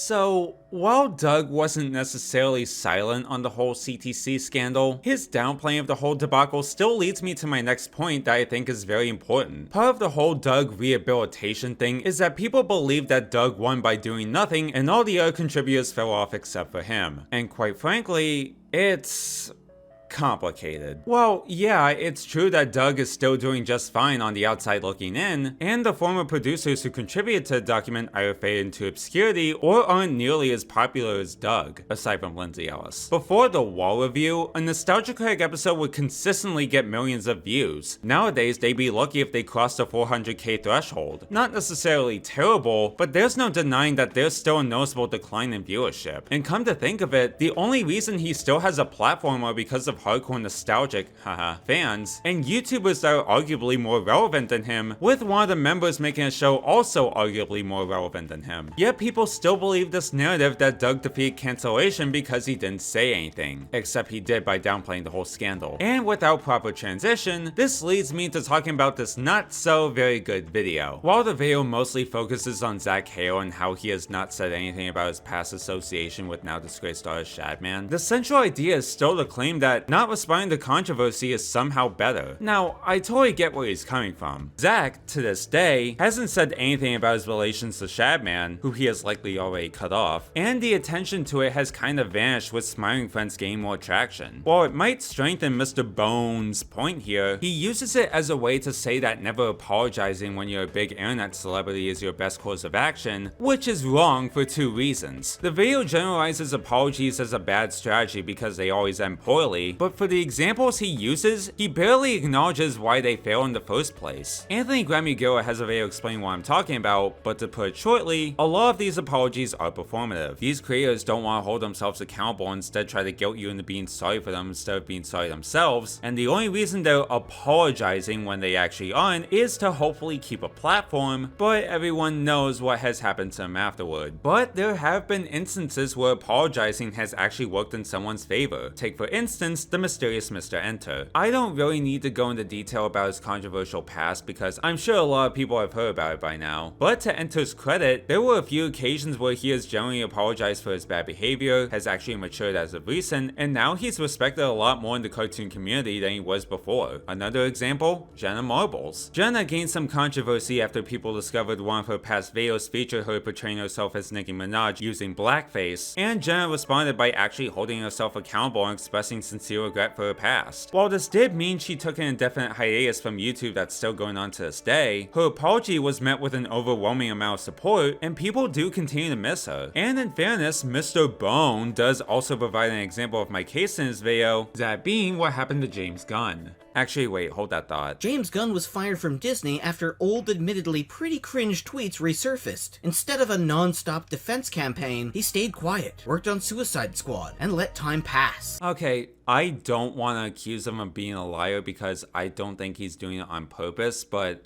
it doesn't take even a second of research to know that this is flat out wrong. James Gunn actually did respond to getting fired from Marvel by accepting the decision and at the same time apologizing for his past tweets, which led to people begging for him to be rehired, and lo and behold, he was hired back to direct the last Guardians of the Galaxy movie, and during his absence he got to direct the new Suicide Squad movie for DC, which in turn gave him a role of heading DC Studios, which got us that awesome new Superman movie in turn. So to the right-wingers who keep crying about how James Gunn ruined DC and Superman, just know that you caused all of this. Thanks, by the way. I'm sorry, where was I?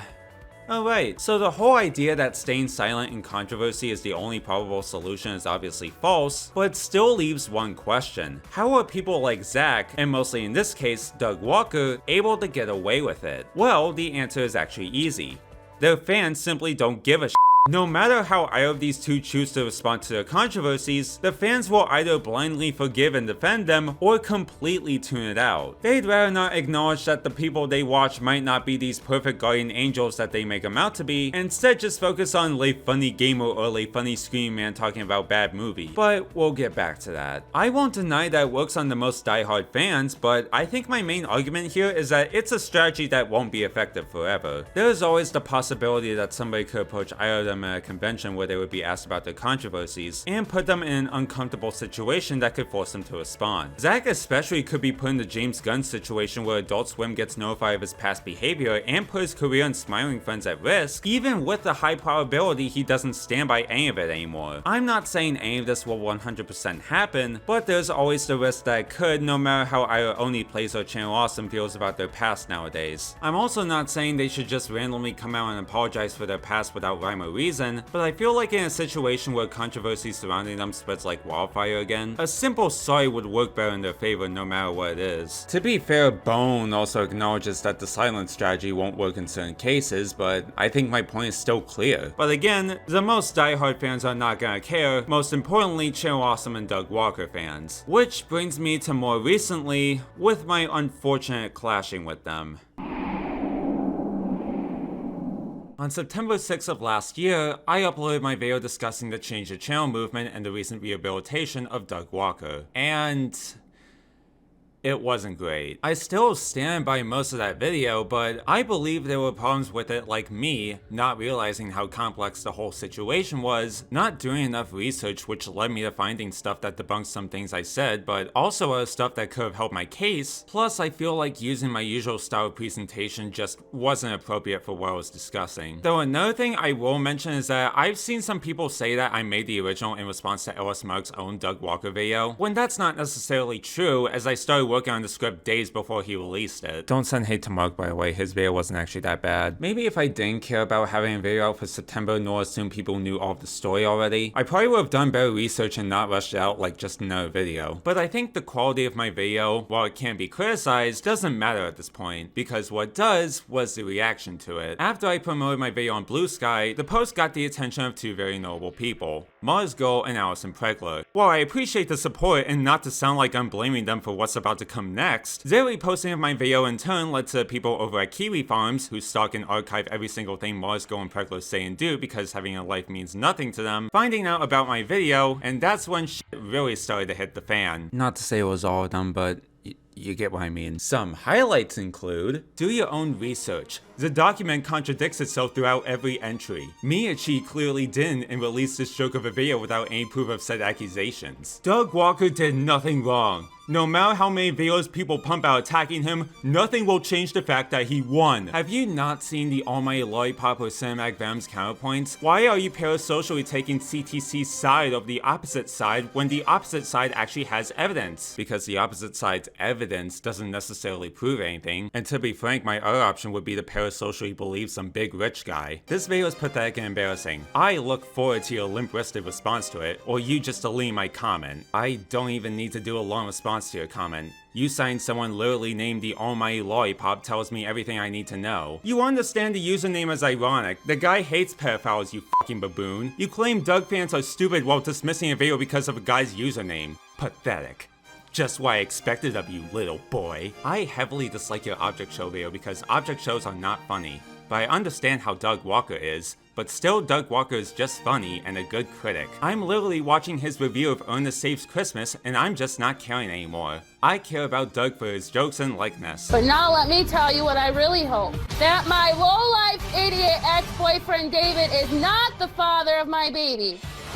My boyfriend Corey, on the other hand, is a great father. I defending Doug Walker and the Nostalgia Critic because they are heroes and legends. Doug has accomplished 1,000 times what you have by writing the script to Kikassia alone, and you're jealous. Oh yes, Kikassia. 90 minutes of movie references and Doug stroking his ego. You must have the most interesting taste in movies. He was a pioneer and you're just a poor man trying to find gold somewhere where there's no gold for years. I'm gonna do the exact opposite. Obscure, Loop, Lightbringer, and Arms Gold can go to hell for all I care. Except this video basically shows why you're pathetic. Everyone grew to realize that the Nostalgia Critic was just a character Doug played and that his reviews are just exaggerated versions of his actual thoughts. Yeah, I think people already knew that. It doesn't change how much people take him seriously. The reality of it is that people change all the damn time. Ooh, what a concept. Folks like myself have moved on from Doug's darker age and have come to terms with who Doug is as a person. It's called letting go of hatred. You should try it sometime. Nah, I'll never stop defending Doug. Change the Channel was bullshit and was perpetrated by a bunch of angry man children that used his name and site for clout. And woman children. I love how you say that how all the claims in CA's response is backed up with zero evidence while completely ignoring the evidence Channel Awesome does provide in the statement. This is why the internet no longer sees Doug as the monster you all want him to be. It's why you anti-Doug / CTC apologists aren't taken seriously anymore. You don't operate on logic. You're virtue signalers. You don't actually want evidence because when it's provided to you, you ignore it and look for something else to complain about. A lot of people would respect you more if you just admitted that you just want to see Doug painless in the gutter paying for his sins and are seething because he isn't. Also, saying that anyone defending Channel Awesome and Doug Walker are part of a cult / parasocial relationship is a clear sign of projection on your part. Notice how he's not reviewing any of this and only liking the comments blindly agreeing with him? You know, when most of the comments are like, difficult to take seriously when a fucking MS Paint cartoon rabbit that looks like it was drawn by a toddler is trying to lecture me. Gee,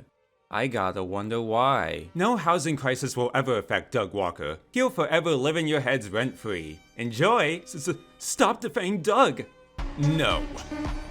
Make claims with actual fucking evidence. Why do these anti-CA clout chasers always have gay-ass cartoon versions of themselves or anime avatars all the time? Nell's take on CTC isn't even anything crazy. It's a calm, measured, logical look at the doc. He has no dog in the race or any inherited biases. They all dove headfirst into wokeness. For all intents and purposes, he's a normie looking at some autist complaints. Fun fact, Miyachi is part of the same media literacy community that fur fags and breadtubers are part of. Furry found footage was a part of this community. Yes, the same artist known for fetishizing fart who accused Doug Walker of inventing He-Man gay jokes. I was about a minute in on that video, and I immediately knew I was in for some cringe.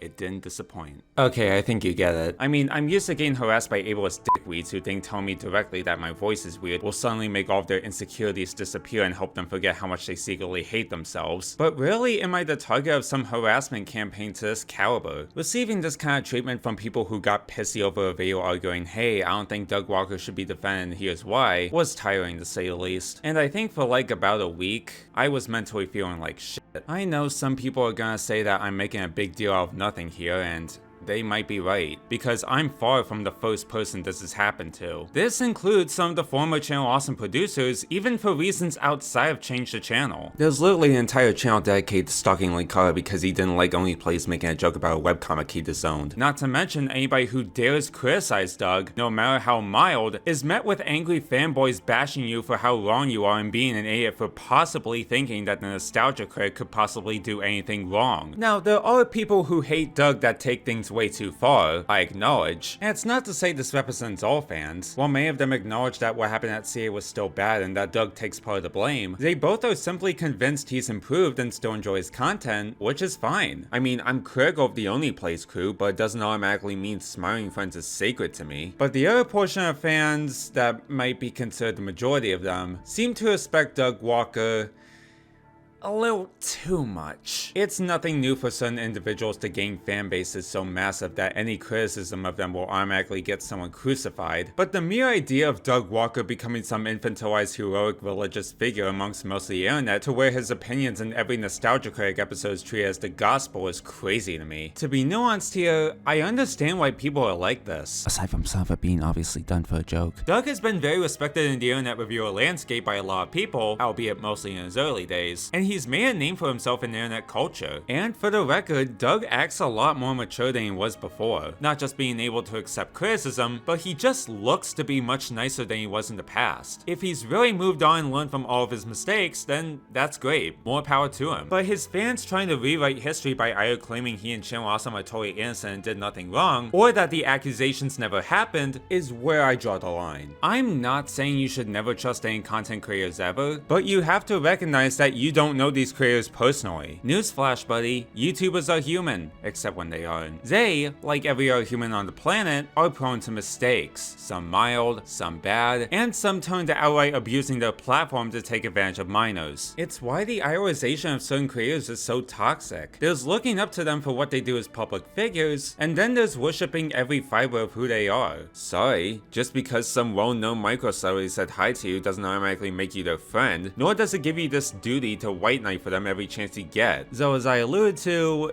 this isn't uncommon. In fact, this kind of behavior is becoming normalized. Last year, we saw the exact same thing happen to Chugga Conroy, most known for his Paper Mario and Super Mario Sunshine Let's Play videos that started in the late 2000s, when repeated behavior of being weird and creepy ranging from trying to initiate foot fetish roleplays that Emily tried to dodge and know, and I don't mind doesn't mean she was okay with him trying to rope her into his fetish when she just thought it was all a joke, to interacting inappropriately with the 15-year-old was exposed. Chugga would respond by giving his side of the story, and despite some bad attempts to play victim, he did say he was gonna better himself and he has sought help, which I do give him credit for. But Chugga fans are portraying him as someone who has never done anything wrong and uses autism and mental health as a shield of criticism, plus have gone after and attacked the accusers and those who side with them despite Emil saying not to do that shit. I also just want to say that y'all gave crap to Lady Emily for not telling Emil to stop with the foot talk, yet also gave Emil a pass for doing the exact same thing when Laurie was being inappropriate. Cause yeah, this innocent adult man was being lured by this evil, wicked 15-year-old kid to pursue a relationship.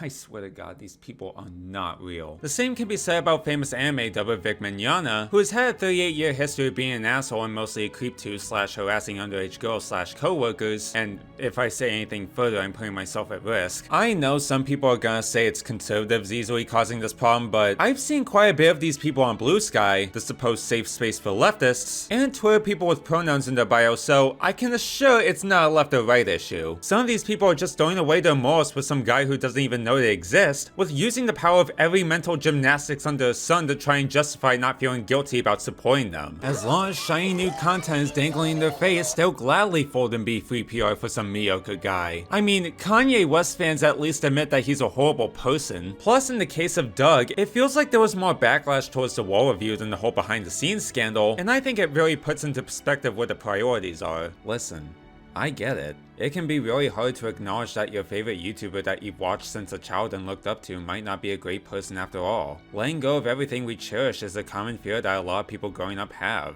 I imagine for many of you that Doug's videos have been an escape from the harsh realities of your life and bring you back to simpler times, and I'm not gonna deny that. But at some point, you gotta take off the rose-colored glasses. I'll admit on my part, I was wrong about a lot of stuff regarding the scandal. I was wrong about the situation not being very complex. I was wrong about certain people involved. I was wrong thinking that I initially did enough research. I was wrong to brush some people off. Even though I've come to the same conclusion as before, I was still wrong in a lot of areas. And it's not something I'm ashamed to come clean about. If I can admit I was wrong, why can't you admit you were wrong about Channel Awesome being innocent? They had a chance to prove their innocence with receipts, and they blew it. Even the receipts they do have prove next to nothing. I certainly could have handled everything better, but it's not gonna matter how much research and work I put into this video. It'll never be enough for the troglodytes who'd rather believe a massive internet celebrity over multiple people who have come forward to say that the individual isn't such a great person after all. I already know this response is gonna be the exact same as before, where people get angry, put words into my mouth, not even watch the video before saying anything, maybe some slurs here and there, all because they can't handle the fact that someone doesn't like their precious Doug Walker, and at this point, man, whatever. I'm sorry that your favorite internet reviewer who hasn't done anything beyond the character he's recognized for isn't the saint you make him out to be. I know you're probably sick of hearing about this whole thing, and I am too. But the discourse is still going. Misinformation is still being spread by nutjobs who think they were there for all of it. I'm not trying to do some cinematic venom thing here and revive the change the channel movement just to get everyone to cancel Doug Walker all over again like he's the most evil man alive. And it's also not to convince people to just stop watching Doug's content altogether. This was made because the recent trend of people allowing certain personalities, especially Doug, to get away with shady stuff because it isn't an atrocity being committed, and it's somebody a lot of people grew up with, is really fucking worrying to me, and I'm not hearing enough people talk about it. Regardless though, I am so exhausted. Making this video has been absolute hell for me, and at this point, I just want to say my piece, upload this video, and move on with my life. Please don't be afraid to speak up if you've been through something horrible like an abusive relationship or traumatic sexual experience. You will have people that will hear you out and support you, and I promise, your story deserves better than to be platformed by some rando going, nuh-uh. I was still right about how you shouldn't defend Doug Walker, and I was still right about half of whatever remaining fanbase he has being a cult. Nostalgia was once a longing for the past. Now it's becoming a parasocial clinging to the past. And if you're mad at me for saying that, well, I sincerely regret you feel that way. Happy belated holidays and New Year, everyone. And until next time, I'm Miyachi. See you later, Tama friends.